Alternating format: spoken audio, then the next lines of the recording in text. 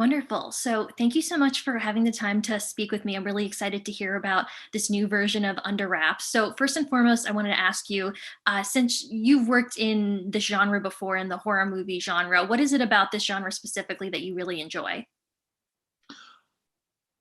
First of all, nice to meet you, Ryan. It's a pleasure to be here. And I love the horror genre, or in this case, the spooky genre, because the goal is not to terrify kids, but to give them some Halloween spine tingling moments, is the relationship between comedy and horror. They're both very, very similar. I've done both, and I've done more comedy than horror. Is that the way you set up a scare and the way you set up a laugh are grammatically almost the same. One uses more dialogue and or physical comedy for a laugh, and the other one uses silence to create a scare and then some sort of leap out of something that surprises you. So they're very similar. So it was fun to riff on that grammar to give people some fun spine tingling moments and to put them in some genuinely Halloweeny like environments, whether it's not just the haunted house at the winter carnival, but to go into a haunted basement and to encounter a real mummy there, or a creepy factory where our heroes have to come save the day. There's some real fun, spooky places we get to put people for some real scary, spooky moments. That's great. I love hearing about the different compare and contrast between comedy and spooky and horror and how that all kind of comes together. It's so interesting. And one of the things that I think a lot of people love about the original Under Wraps movie, not only was it the first Disney Channel original movie, but it had elements of spookiness. It had some elements of comedy. It had some emotional moments. So, how familiar were you with the original version of Under Wraps? I know you were also active in the writing of this version of the movie. So how familiar were you with the original? Well, I was a big fan of the original. So when I got a chance, I love the original Under Wraps. So I have when I was given the opportunity to come on to write and direct it, co-write and direct it, I was thrilled because it was first, it was something that I loved. It was second, it was an enormous honor and responsibility to bring it to a new generation. So I always take that part very seriously. And I think finding that tonal quality to the piece so that it does have those spooky moments and some couple scary moments, but also really a lot of heartfelt and a lot of comedy, and really dials in the drama of the friendship, and the mystery. There's a mystery for the kids. There's many elements for me to play that I was very attracted to when the project came along. And there's so many monster movies are about vanquishing the monster, and this is one of those few movies like E.T. or Iron Giant, in which it's about protecting the monster. Yeah, I love that point of view about how it really shows how friendship is important, even between amongst the friends that you know and the new friends that you meet and everything like that. Do you think was that one of the main points that you really wanted to show to this new generation? Because there's so many different opportunities when showing a story from the 90s to a new generation. Was that one of the ones that you really wanted this generation to be familiar with? Well, look, I love stories about friendship and examining friendship, and also the dynamics that play out in them. And this one is, you have three very different friends. One's very adventurous, one's very cautious and fearful, and the other one is very headstrong. But we can all be different, but all find ways to navigate and embrace what's different about each other to be stronger together. So that was very appealing to me. And the other appealing part of the friendship is that they all gain new perspectives through Harold. Harold is an unlikely source of change for them, and it's a friendship with a monster. That's the central core of the piece. It's kids who become friends with a monster, and a monster is traditionally feared, but it's really giving people an opportunity to examine the things that we're fearful of because they're new or different. Maybe should be looked at with an open mind, and maybe they're not so. Maybe they're worth befriending.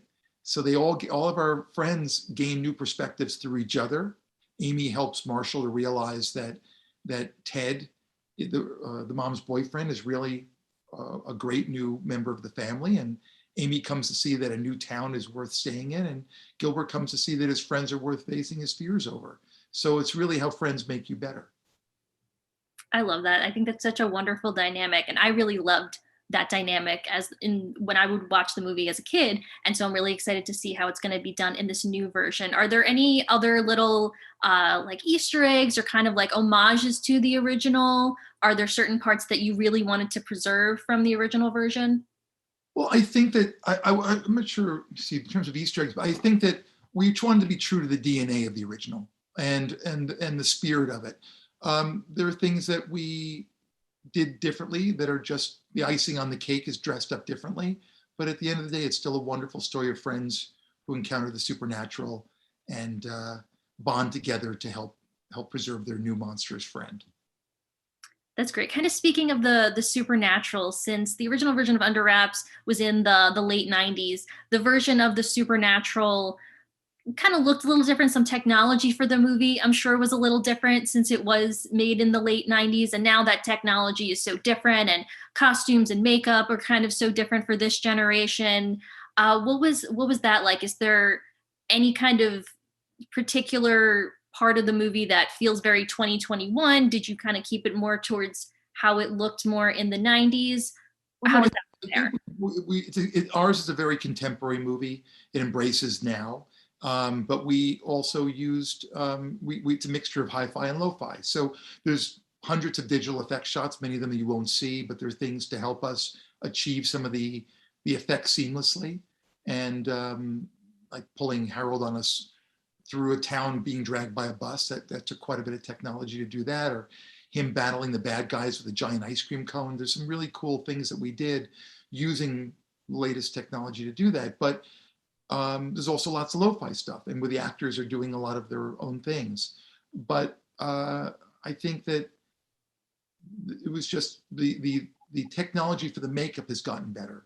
So we have and costume, we have a lighter suit that's not bulky, so it enables Harold to move fluidly. And that was essential for me because Phil Wright is a dancer and a choreographer, and we want to embrace his performance and his movement ability. And so he had to dance. And this is one of the special things we added to the movie is using that actor's ability. But in order not to lose his performance, whereas in the '90s they had latex prosthetics for the mummy, we're using silicone, and silicone moves more fluidly, beautifully with the actors, seamlessly capturing their performance.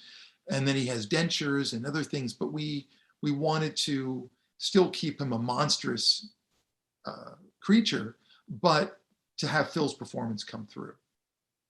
That's so fascinating because even just seeing in the trailer, the mummy character is very physical in his performance. There's lots of movement around, and I think that's so fun, and it brings a new light to the character and to the story. So that's really interesting to see how, from a directing standpoint, all those decisions were made so that that could A really lot of shine. times we do stuff like wrote scenes to make him a fish out of water in fun ways, like he encounters something as simple as a TV remote covered with honey, or he has a Roomba, or there's things that we said, how can we embrace the fun of being a fish out of water, and how can we do that for Phil so that he gets to perform.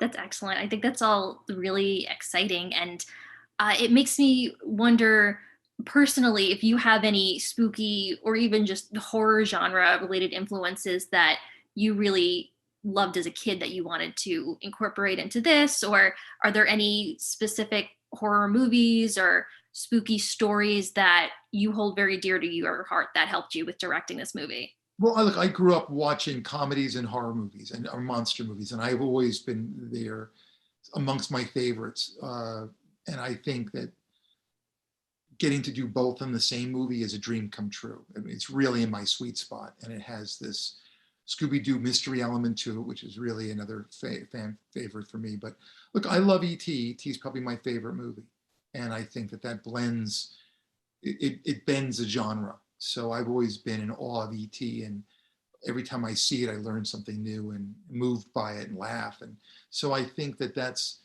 in the sweet spot. Iron Giant's another one. I love Men in Black. So I like those movies that have comedy and supernatural together. Ghostbusters, another one. So those are rare movies. Classic. Those are all classics, but they're all rare in terms of the genre of making sure that they balance comedy, horror, and heart. That's great. And we're all really excited to see how all those elements of different genres come into this new interpretation. And I think it's going to be really, really exciting. And I can't wait for today's younger generation to fall in love with it the way that my generation fell in love with the original version. Look, I just wanted to honor the first one and have fun with the new ones. So thank you so much. It's been a pleasure. Of course, thank you so much. And it's been an honor to speak with you. Oh, thanks again. Okay, enjoy. Thank you.